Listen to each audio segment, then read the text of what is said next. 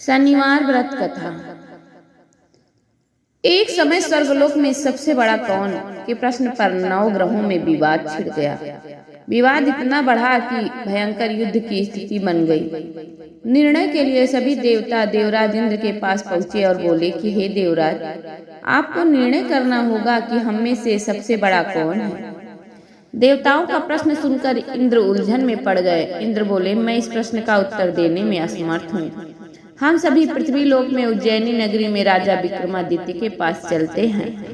देवराज इंद्र सहित सभी ग्रह उज्जैनी नगरी पहुंचे। महल में पहुंचकर जब देवताओं ने उनसे अपना प्रश्न पूछा तो राजा विक्रमादित्य भी कुछ देर के लिए परेशान हो उठे, क्योंकि सभी देवता अपनी अपनी शक्तियों के कारण महान थे।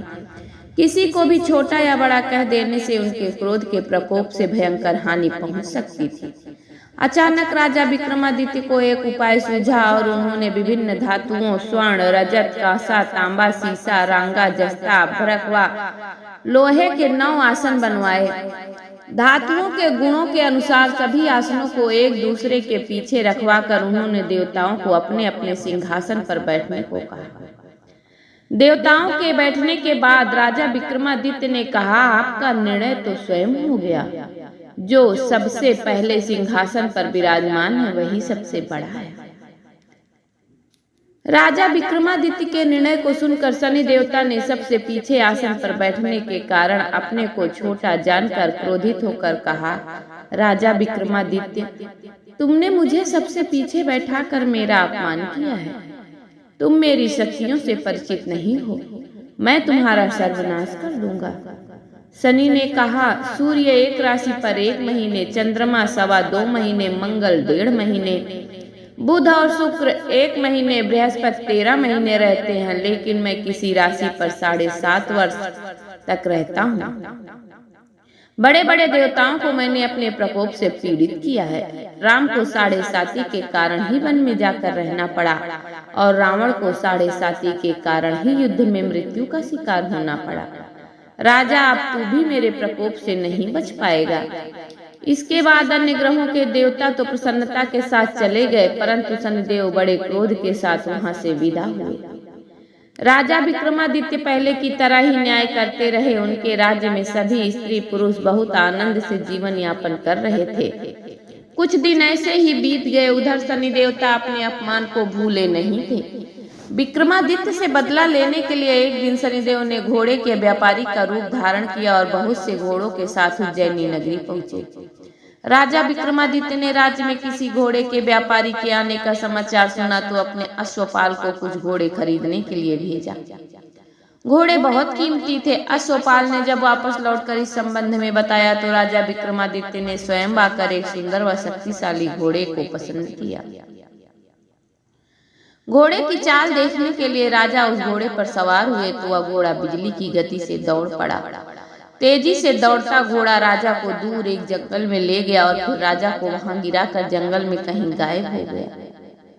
राजा अपने नगर को लौटने के लिए जंगल में भटकने लगा, लेकिन उन्हें लौटने का कोई रास्ता नहीं मिला। राजा को भूख प्यास लगाई।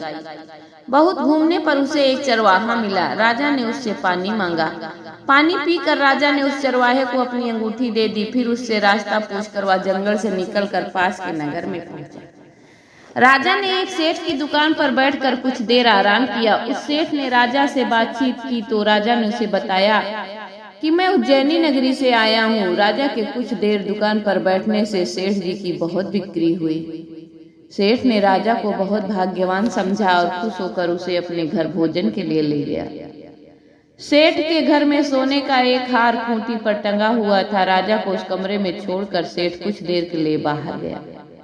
तभी एक आश्चर्यजनक घटना घटी। राजा के देखते देखते सोने के उस हार को खूंटी निगल गई। सेठ ने कमरे में लौटकर हार को गायब देखा तो चोरी का संदेह राजा पर ही किया, क्योंकि उस कमरे में राजा ही अकेला बैठा था। सेठ ने अपने नौकरों से कहा कि इस परदेशी को रस्सियों से बांधकर नगर के राजा के पास ले चलो। राजा ने विक्रमादित्य से हार के बारे में पूछा तो उन्होंने बताया कि उसके देखते ही देखते खूंटी ने हार को निगल दिया। इस पर राजा ने क्रोधित होकर चोरी करने के अपराध में विक्रमादित्य के हाथ पांव काटने का आदेश दे दिया। राजा विक्रमादित्य के हाथ पांव काटकर उसे नगर की सड़क पर छोड़ दिया गया। कुछ दिन बाद एक तेली उसे उठाकर अपने घर ले गया और उसे अपने कोल्हू पर बैठा दिया। राजा आवाज देकर बैलों को हाँकता रहता। इस तरह तेली का बैल चलता रहा और राजा को भोजन मिलता रहा। शनि के प्रकोप की 7.5 पूरी होने पर वर्षा ऋतु प्रारंभ हुई। राजा विक्रमादित्य एक रात में एक मल्हार गा रहा था कि तभी नगर के राजा की लड़की राजकुमारी मोहिनी रथ पर सवार उस तेली के घर के पास से गुजरी। उसने मेघ मल्हार सुना तो उसे बहुत अच्छा लगा और दासी को भेजकर गाने वाले को बुला लाने को कहा। दासी ने लौटकर राजकुमारी को अपंग राजा के बारे में सब कुछ बता दिया।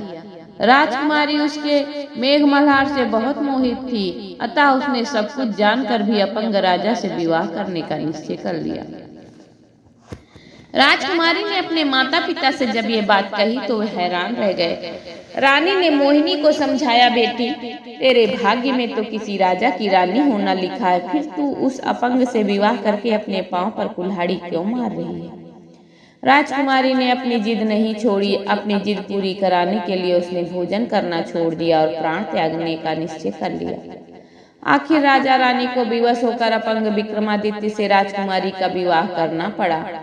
विवाह के बाद राजा विक्रमादित्य और राजकुमारी तेली के घर में रहने लगे। उसी रात स्वप्न में शनिदेव ने राजा से कहा कि राजा, तुमने मेरा प्रकोप देख लिया, मैंने तुम्हें अपने अपमान का दंड दिया है। राजा ने शनिदेव से क्षमा करने को कहा और प्रार्थना की कि हे शनिदेव, आपने जितना दुख मुझे दिया है अन्य किसी को ना देना। शनिदेव ने कुछ सोचकर कहा, राजा मैं तुम्हारी प्रार्थना स्वीकार करता हूँ। जो कोई स्त्री पुरुष मेरी पूजा करेगा, शनिवार को व्रत करके मेरी व्रत कथा सुनेगा, उस पर मेरी अनुकंपा बनी रहेगी। प्रातः काल राजा विक्रमादित्य की नींद खुली तो अपने हाथ पांव देखकर राजा को बहुत खुशी हुई। उन्होंने मन ही मन शनिदेव को प्रणाम किया। राजकुमारी भी राजा के हाथ पांव सही सलामत देखकर आश्चर्य में डूब गई। तब राजा विक्रमादित्य ने अपना परिचय देते हुए शनिदेव के प्रकोप की सारी कथा सुनाई। सेठ को जब इस बात पता चला तो दौड़ता हुआ तेली के घर पहुंचा और राजा के चरणों में गिरकर क्षमा मांगने लगा। राजा ने उसे क्षमा कर दिया क्योंकि यह सब तो शनिदेव के प्रकोप के कारण हुआ था। सेठ राजा को अपने घर ले गया और उसे भोजन कराया। भोजन करते समय वहां एक आश्चर्यजनक घटना घटी। सबके देखते देखते उस खूंटी ने हार उगल दिया। सेठ जी ने अपनी बेटी का विवाह भी राजा के साथ कर दिया और बहुत से स्वर्ण आभूषण धन आदि देकर राजा को विदा किया। राजा विक्रमादित्य राजकुमारी मोहिनी और सेठ की बेटी के साथ उज्जैनी पहुंचे तो नगरवासियों ने हर्ष से उनका स्वागत किया। अगले दिन राजा विक्रमादित्य ने पूरे राज्य में घोषणा कराई कि शनिदेव सभी देवों में सर्वश्रेष्ठ हैं। प्रत्येक स्त्री पुरुष शनिवार को उनका व्रत करें और व्रत कथा अवश्य सुने। राजा विक्रमादित्य की घोषणा से शनिदेव बहुत प्रसन्न हुए। शनिवार का व्रत करने और व्रत कथा सुनने के कारण सभी लोगों की मनोकामनाएं शनिदेव की अनुकंपा से पूरी होने लगी। सभी लोग आनंद पूर्वक रहने लगे। बोलिए शनिदेव भगवान की जय।